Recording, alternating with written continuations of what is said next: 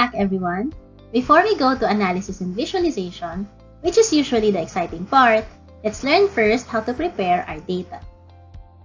For this course, we'll be tackling the importance of data preparation and then learn how to apply it by data cleaning and wrangling using a sample dataset.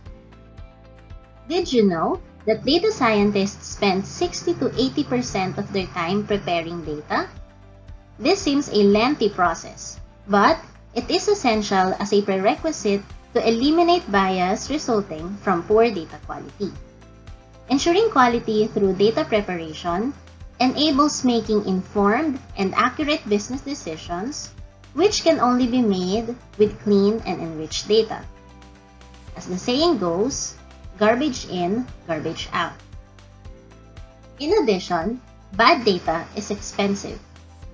According to the 1-10-100 quality principle, the relative cost of fixing a problem increases exponentially over time.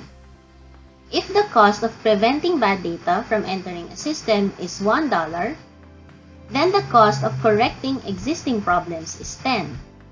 And finally, the cost of fixing a problem after it causes a failure is 100. So, it is more beneficial to ensure that data is correct from the start than fixing it down the line. So, what is this data preparation?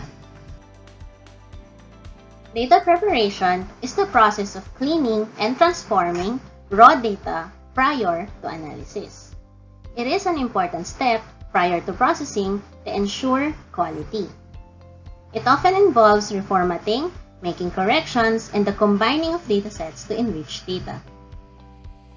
For Module 4, we will be using a sample from the COVID-19 Information System data of the Department of Health or DOH, specifically the COVID-19 cases in the Bicol region since the start of the pandemic in 2020 until the end of 2021. Each row contains details of a COVID-19 case. Let's start with data cleaning. Data cleaning is an essential step to standardizing your data to ensure that all inconsistencies, such as null and misspelled values, are addressed. Data cleaning puts data into the right shape and quality for analysis. It is important to create a culture of quality data. As mentioned earlier, better data results to better decision making. Here are some of the data cleaning steps. Ensure columns have proper labels, manage duplicates, standardize values, and handle blank fields or missing values. But before proceeding with cleaning a dataset, it is important that you first understand the purpose of the data to know the appropriate data cleaning technique to use. This ensures that you will not be removing significant information from your future analysis. We should ensure that columns have proper labels so that they are easily identifiable. For example, take a look at age. The name is already understandable and self-explanatory. Also, look at the last few columns. They all have date in their names, which easily tells us that they contain date data. In addition, they also have indicators in their names to describe what kind of date data they are. Is it onset of symptoms, collection of specimen, etc. Next is manage duplicates. Duplicated rows are rows that have identical values on all of the columns. And it will depend on the context of the data whether these duplicates should be removed or retained. For example, data that contains transactions from a grocery store where a person buys 3 bottles of soda will be recorded as follows: 3 duplicate rows. But these are valid records, hence should be retained. On the other hand, since each row in our data represents a COVID-19 case, a duplicate will mean the same person contracted the virus twice on the same day, which is impossible. Hence, can be considered as an encoding issue. Therefore, deleting these duplicates is the correct way to handle it.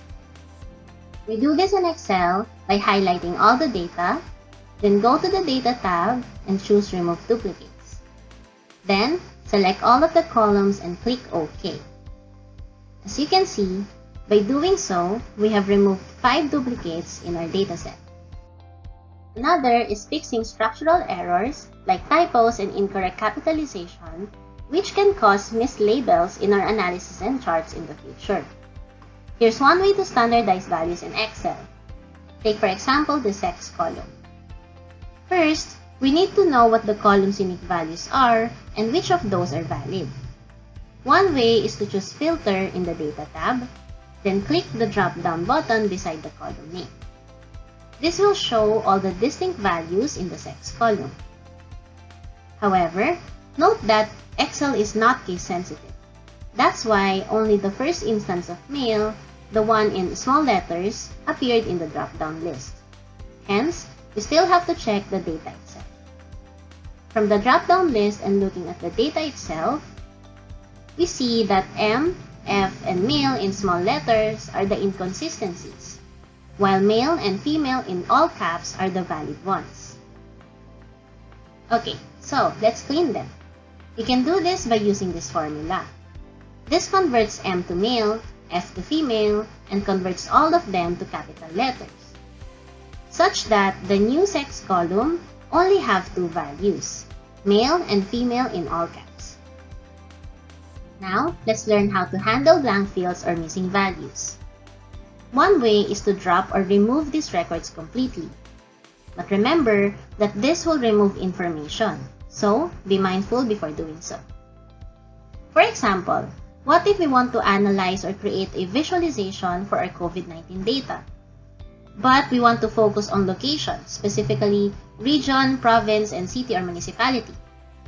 Then, it is acceptable to handle missing location data by dropping these records. To do this, highlight the 3 columns, locate Find and Select in the Home tab and choose Go to Special, and then select Blanks. This will highlight all the blank cells in the 3 columns. From here, right-click on any highlighted cell, choose Delete, and select Entire Row. This reduces our data to 52,636 records. Another way is to fill them out by continuing the existing pattern. Take for example case code in our data. It follows a pattern where the value starts with the letter C, followed by a series of numbers. To do this, we first need to extract the number part of the case code column and determine its maximum value, which in this case is 99999292. We then fill out the blank case codes by incrementing this maximum number by 1 and adding C at the start of each new value, like what we see here in the last column.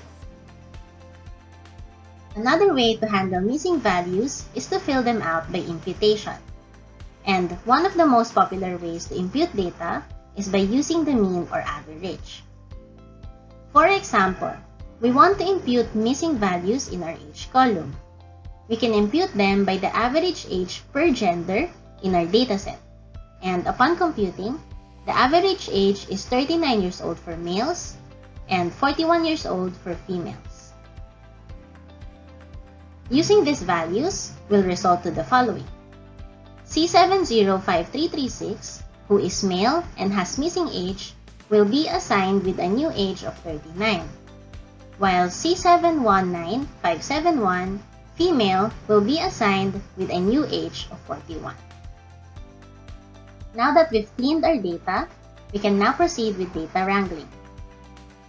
Data wrangling is the process of transforming and enriching your data into another format with the intent of making it more appropriate and valuable for your analysis. This includes unifying or joining datasets from multiple sources, and data transformation and manipulation to augment or derive new columns.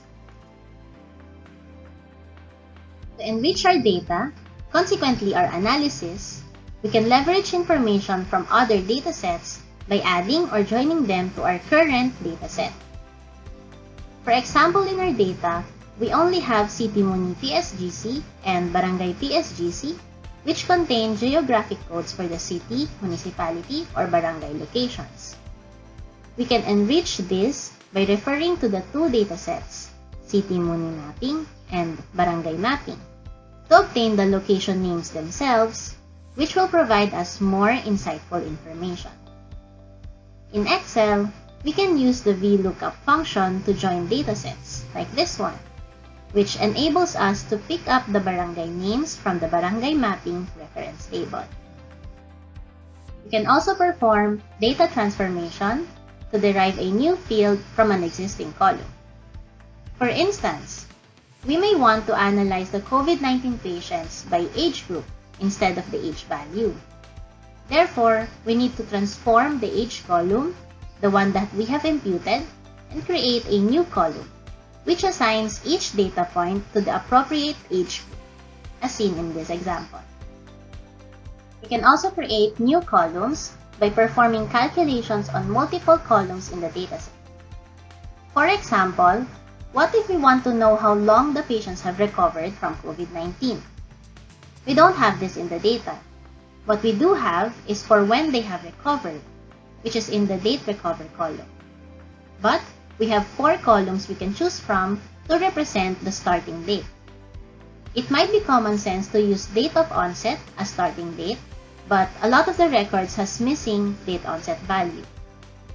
What we can do is get the minimum of these 4 dates and use that as the start date or confirmed date, which we'll call dateconf. Now that we have dateconf, we can now compute for the recovery period by getting the days between dateconf and date recovery. Finally, we can also create a column that will serve as the unique identifier of each record. Our dataset does have the column case code. However, as discussed earlier, a case code can appear multiple times since it represents an individual which can contract COVID-19 more than once. Hence, our dataset doesn't have a unique identifier yet. We can create it simply by 1 increments, like this one, and let's call it case number. It will look something like this. Although here, the data was sorted first by dateconf or confirmed date before creating the case number, such that the records are in the order of the COVID-19 confirmed date. Okay, to summarize, today we've learned what data preparation is and how it's a crucial prerequisite to data analysis. Then, we learned how to perform data cleaning based on the purpose of the data, ensuring proper labels, managing duplicates, standardizing values, and handling missing data. Finally, we learned how to enrich our data by data wrangling, joining datasets from various sources, as well as transforming and deriving new columns. Thank you so much for listening. Bye!